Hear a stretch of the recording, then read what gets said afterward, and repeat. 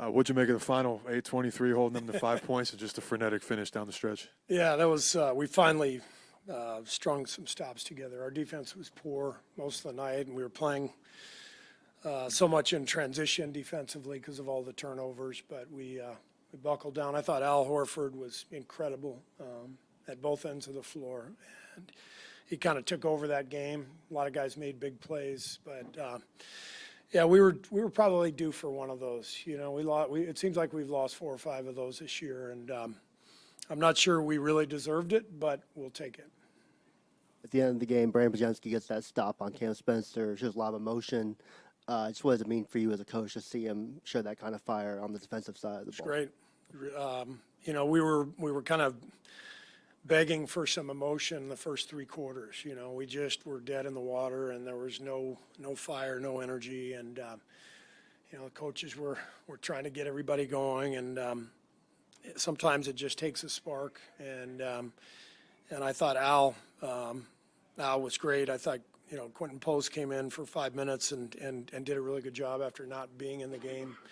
And we found a group there, you know, those last 7 minutes that it really clicked. When the team is lacking energy, how do the coaches try to spice things up? Like, are you literally begging them to show some energy? I don't know if it's quite, you know, begging, but urging is probably the better word. But no, I think, you know, it's a tough time of year right before the break. We got all the injuries. You know, we're shorthanded, so it has to be a collective effort. It has to be an energetic one. You have to believe. You got to infuse each other with some spirit, some energy, and it took a while, but we finally got there. With Horford, how reliable of a tool is throwing it to him in the post? He's done that a lot in his career, but probably not that much recently. We've been doing it quite a bit against switching teams. He's still really good down there. You know, you saw him get tied up a couple times for jump balls, scrapping, you know, for rebounds.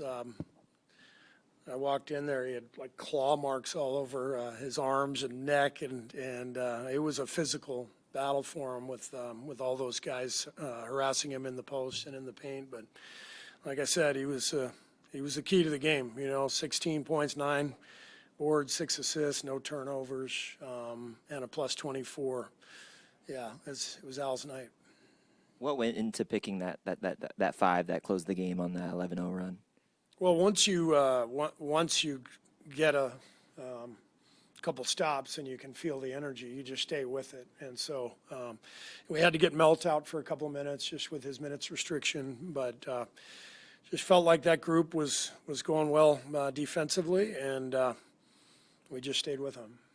Steve, we've known all about Al's winning, his pedigree, his high IQ, but at 39 in year 19, the feistiness, like the scrap, what can you emphasize about that from the final possession and Phoenix to the final possession tonight, those extra scrap that he's showing you guys right now? Well, he's a Hall of Fame player. He's even though he's 39, he keeps himself in great shape. His fundamentals are incredible. His footwork, his hands, understanding pivots to get out of trouble. You know, that's what I think 4 years at Florida, if I'm not mistaken, 2 national titles, playing for Billy.